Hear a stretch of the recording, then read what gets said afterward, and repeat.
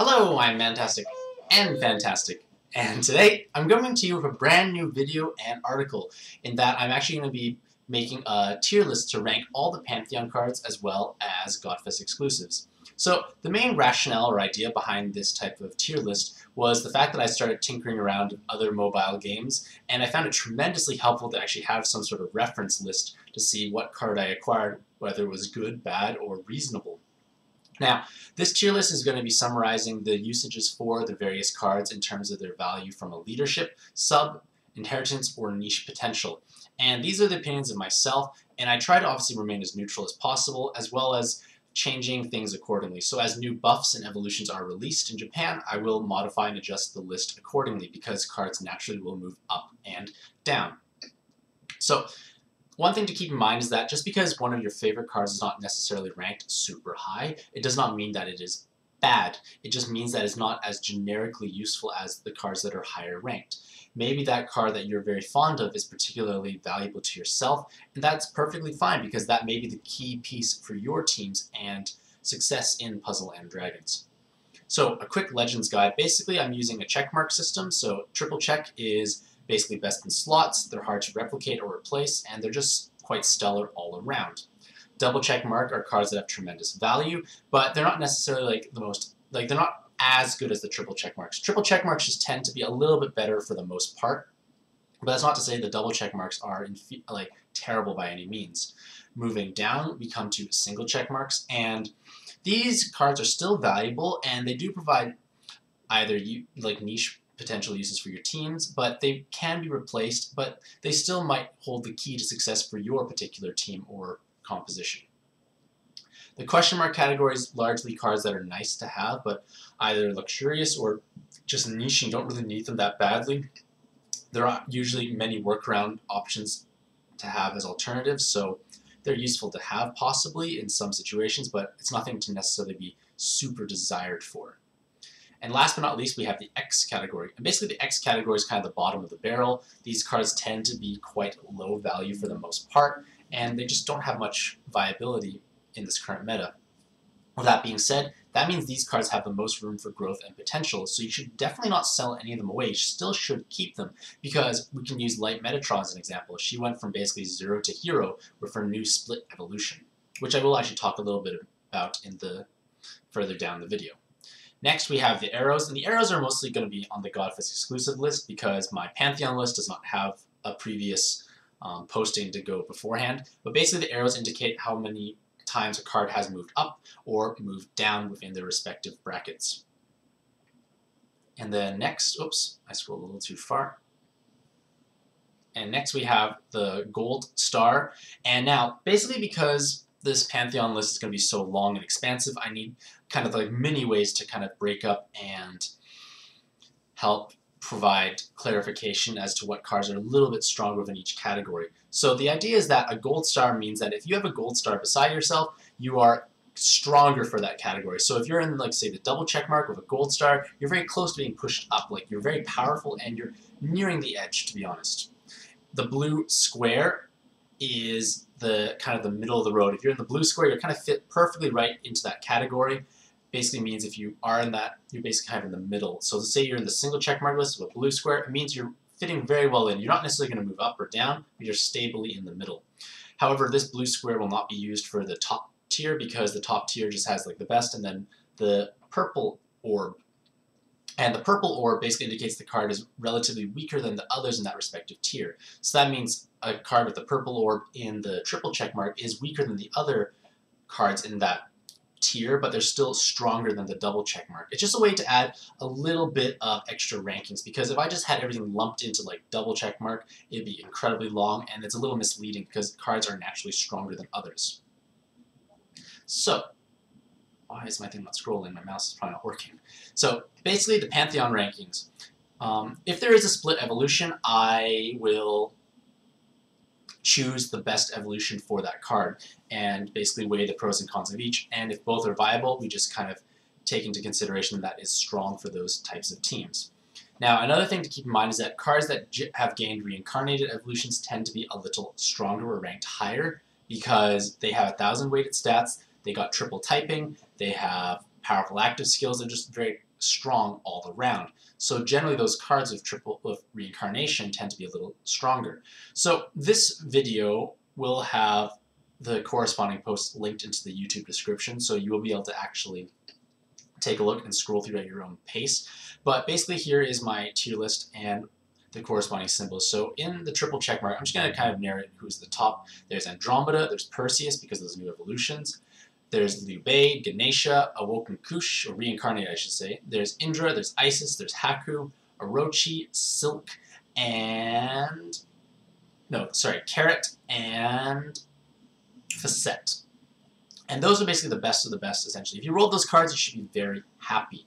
And then basically in the purple orb categories, the other hero gods of Yamato, Wukong, Pandora, Astaroth, and Ryul. I can't say her name properly, but those are basically just as close, but still incredible to have. If you were lucky enough to pull these, you should be happy. And I'm just going to be scrolling through very slowly.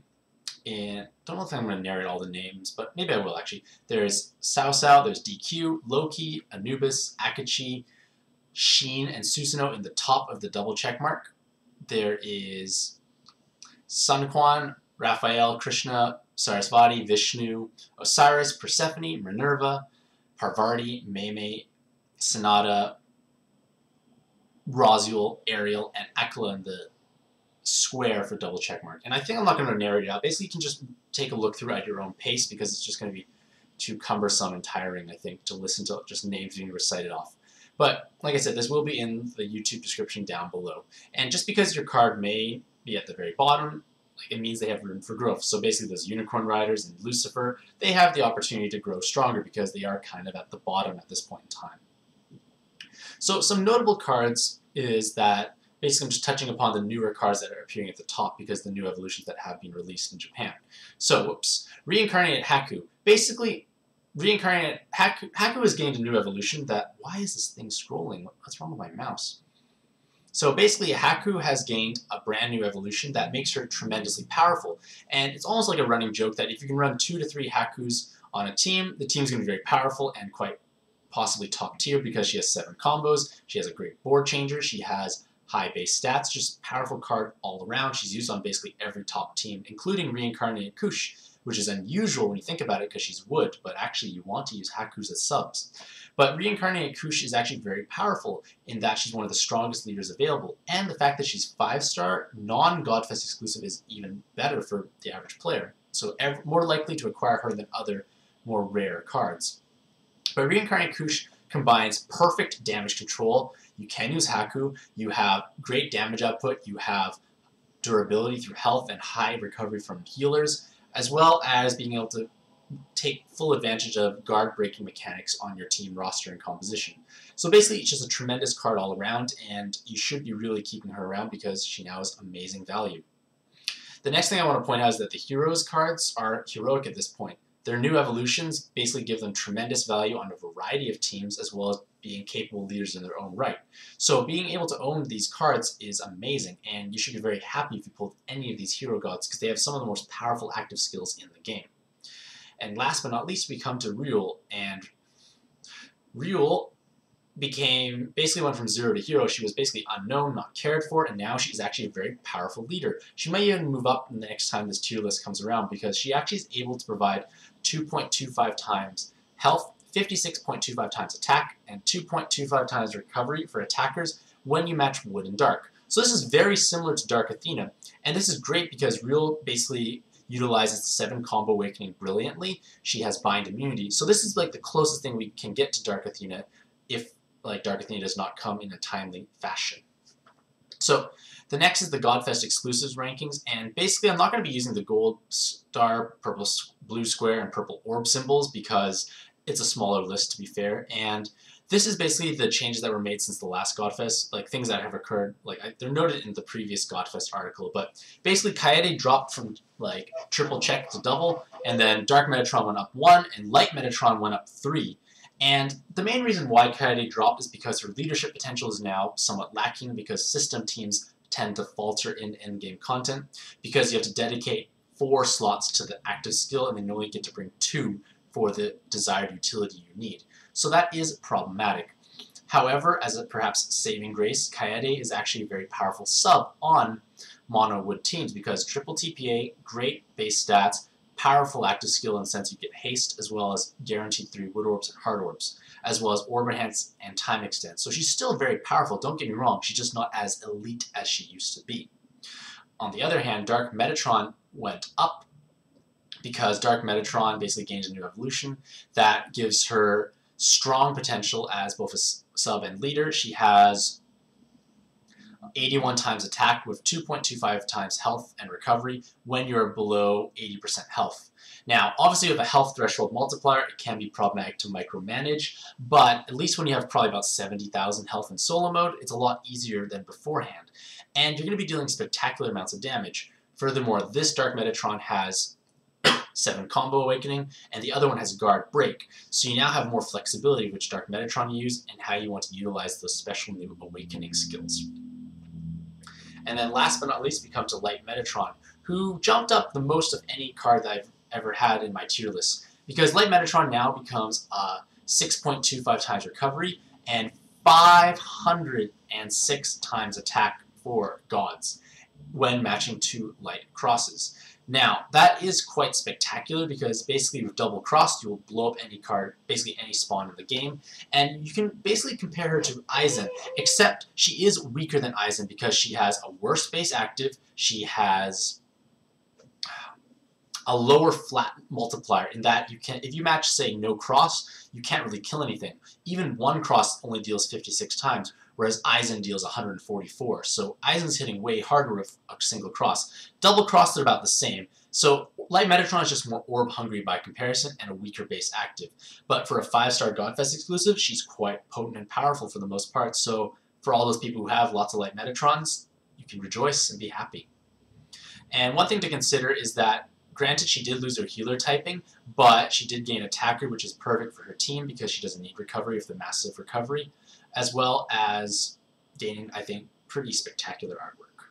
So, in conclusion, basically there are countless cards. There are thousands of cards, well, hundreds, thousands, countless cards in Puzzle & Dragons, and having a tier list that helps rank and categorize all the different cards available will hopefully be helpful to new and old players alike because it'll allow you to quickly glance and refer to whether or not a card has value if you just roll them and are unfamiliar. And furthermore, all the cards in my tier list will actually link to their respective page on PadX so you can gain more information if you are unsure of what the card does. So, thank you very much for watching, ladies and gentlemen. Let me know what you think about the tier list, and do you think any other cards should be higher or lower in the comments below. Have a fantastic day, and happy puzzling!